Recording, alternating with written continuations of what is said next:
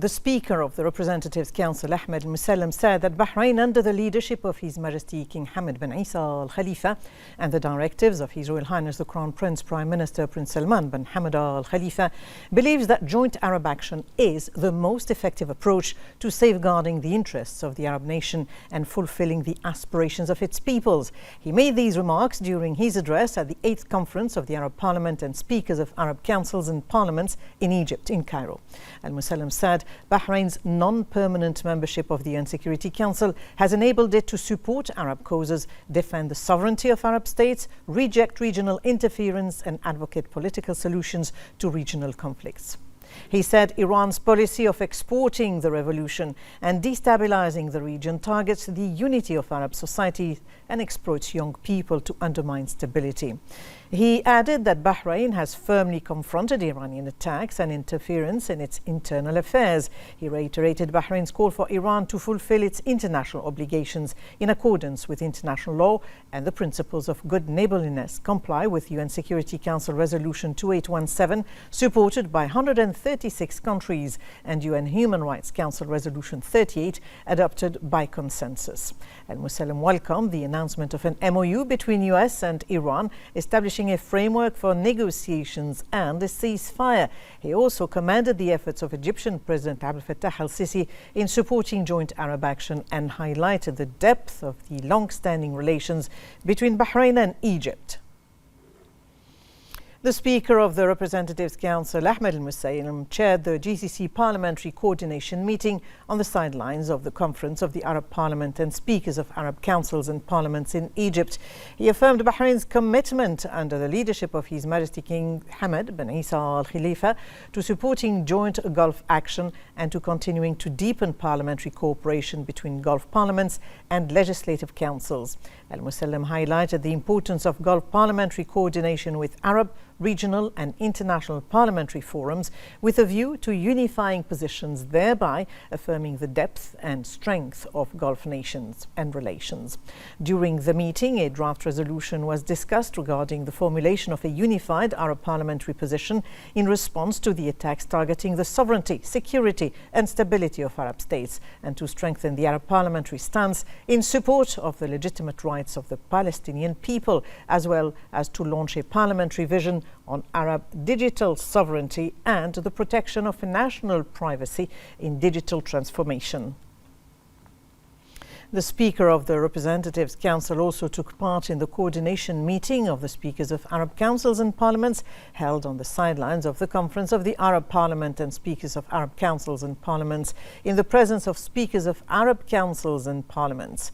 In his address, Al-Musallam said that this gathering represents an important platform for strengthening Arab cooperation at this time, which is witnessing rapidly escalating challenges requiring a unified Arab parliamentary stance in regional and international forums. He said the priority of joint Arab parliamentary action must focus on supporting security, stability and development in Arab states, calling on Arab parliaments to activate their legislative and oversight tools to protect national sovereignty, reject external interference and counter all attempts targeting the security and stability of the Arab nation.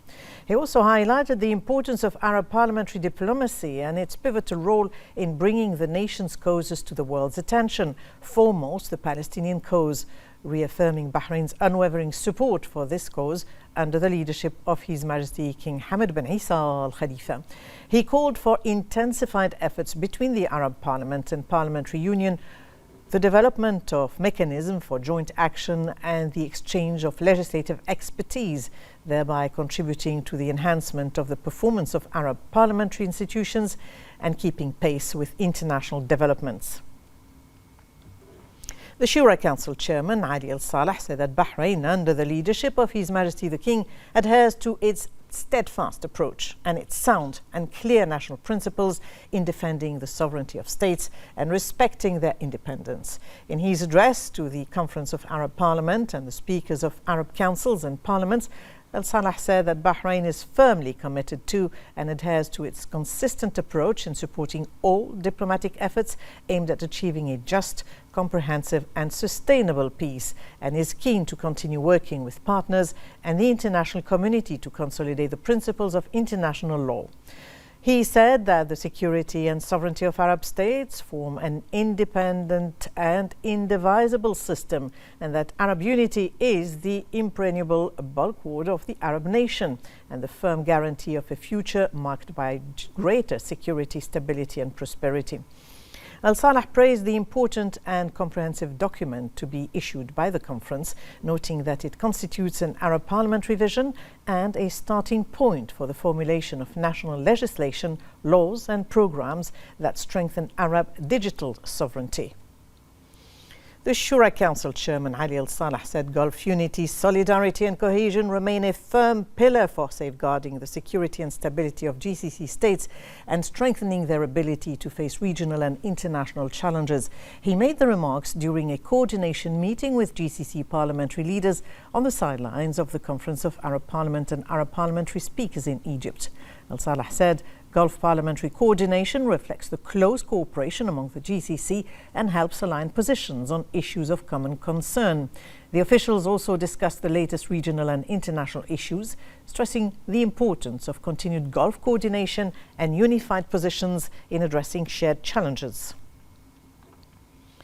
The Shura Council Chairman also took part in a closed meeting of Arab parliamentary leaders and representatives at the Arab League headquarters in Cairo as part of the Conference of the Arab Parliament and Arab Parliamentary Speakers.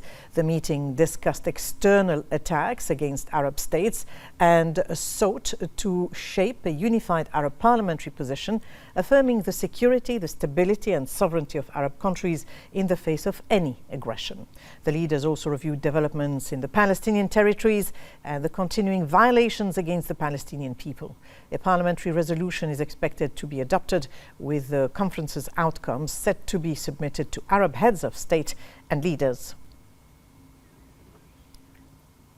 The Transportation and Telecommunications Minister, Chairman of the Board of Trustees of the King Hamad Global Center for Coexistence and Tolerance, Dr. Sheikh Abdullah bin Ahmed Al Khalifa, participated in the high-level international conference on coexistence and religious diversity organized by the King Hamad Global Center for Coexistence and Tolerance in cooperation with Cyprus in Nicosia. Dr. Sheikh Abdullah affirmed Bahrain's commitment to strengthening international partnerships that promote coexistence, intercultural dialogue and mutual understanding, in line with the vision of His Majesty the King and the directives of His Royal Highness the Crown Prince Prime Minister. The Minister highlighted the importance of the conference amid growing global challenges, including increasing polarization, social divisions and hate speech. He stressed the need to reinforce social cohesion and embed the values of coexistence and mutual respect through effective partnerships involving governments, civil society, religious and community leaders, and regional and international organizations. Dr. Sheikh Abdullah highlighted the close cooperation between Bahrain and Cyprus in organizing this conference, describing it as a reflection of their shared commitment to promoting coexistence, cultural diversity, and stronger Gulf-European cooperation in support of peace, security, and stability. He reaffirmed the King Hamad Global Center for Coexistence and Tolerance commitment to advancing dialogue and mutual understanding through education, scientific research, leadership development, and international cooperation. He said that under its enlightened royal vision, Bahrain has established a national model founded on equality, freedom of religion and belief, and respect for diversity. The Ministry of Foreign Affairs expressed Bahrain's strongest condemnation of the attacks targeting its territory in the early hours of today using a number of Iranian drones. The ministry described the attack as a flagrant violation of Bahrain's sovereignty, a blatant threat to the security of citizens and residents, and a serious breach of international norms and conventions prohibiting attacks on civilian objects and acts of terror against civilians.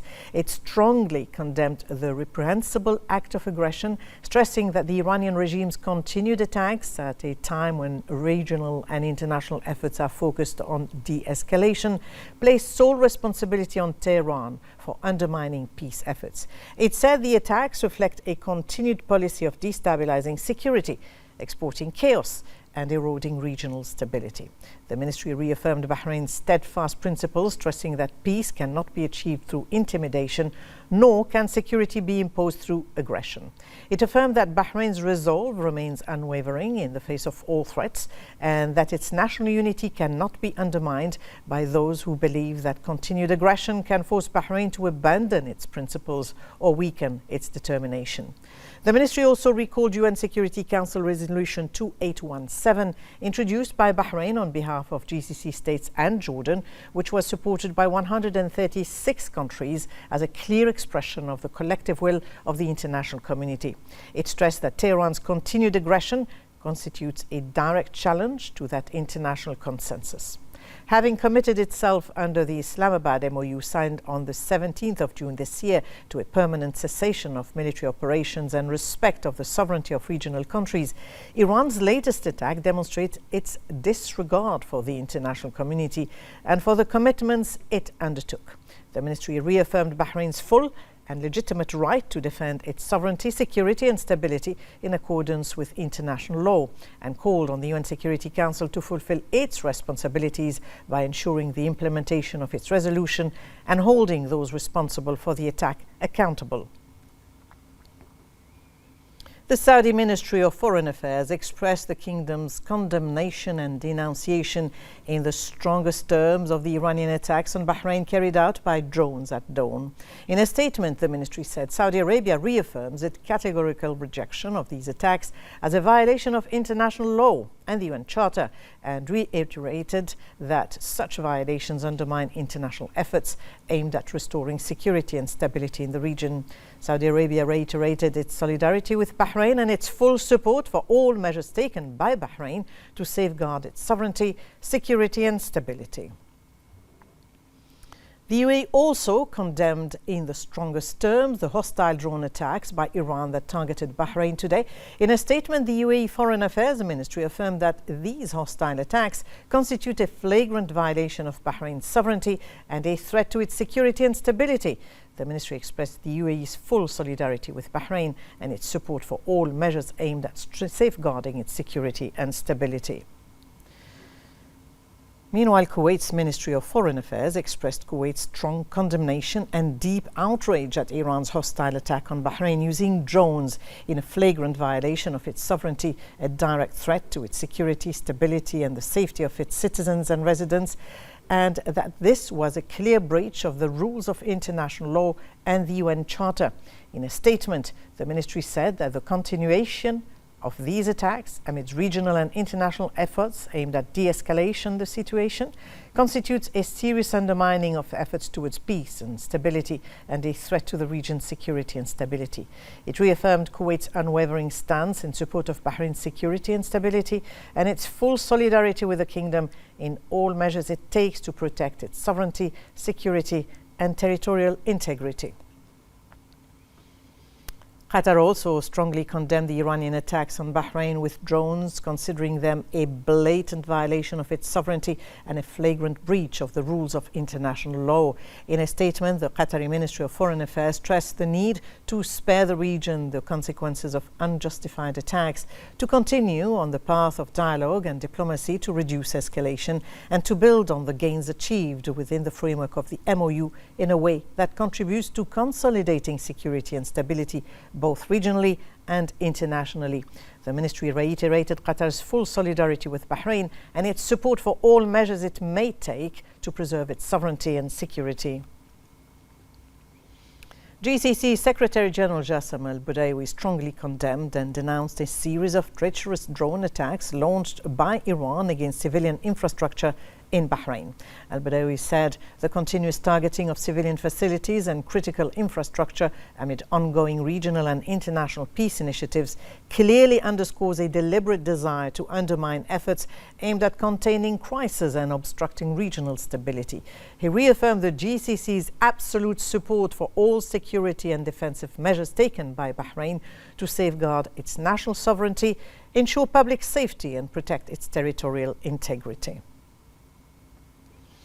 Now, amid the security challenges facing the region, Bahrain continues to play a pivotal role in leading joint GCC action and consolidating the approach based on dialogue and diplomacy, thereby enhancing regional security and stability. We have more in this report. Bahrain has once again taken center stage in Gulf diplomacy by hosting the joint ministerial meeting between the Gulf Cooperation Council and the United States as chair of the current ministerial cycle.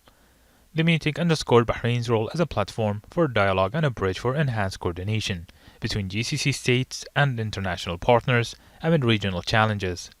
The gathering was especially timely as the region faces rising security threats, notably repeated hostile Iranian aggression on Bahraini territory and airspace, despite prior talks, de-escalation efforts, and agreements. Arabian Gulf states and Bahrain nevertheless reiterated a measured approach, urging restraint and favoring political and diplomatic solutions based on respect for state sovereignty and international law. This is a critical time for the region. The attacks against our countries tested us in ways we had hoped never to face. Yet, they also revealed the strength of and resilience of our societies and the effectiveness of our institutions and defense forces in protecting lives and preserving stability. While physical damage can be repaired, the impact extended beyond infrastructure. Our citizens endured uncertainty and disruption of the peace and security that defined our region. These experiences have only strengthened our resolve to ensure that such attacks are never normalized, and to work with our partners to reinforce the foundations of enduring peace, security, and stability for future generations. It is in that spirit that we come to today's meeting. Parties agreed on sustained Gulf-US coordination to tackle shared threats, strengthen regional security, protect international navigation and counter actions that undermine stability. The joint statement highlighted the need to address missiles and drones programs, support for armed groups, and any violations of sovereignty or vital sea lanes. We now enter a new phase, and one that we hope will lead to peace. It's what we all desire. It's what we all desire is for this region to be a place where people are focused on making money, not bombs, not weapons, where they're focused on improving the economic lives of their people, not on how to attack other countries. This is what we want for the region. Frankly, this is what we want for the world. But we understand there are challenges to that. In that vein and in that context, the United States, with the help of some gathered around this table here today, are going to pursue the opportunity to enter into constructive dialogue and hopefully agreements with Iran. And we hope it leads to a very positive outcome. That is our hope. That is what we are open to. That's what we are prepared.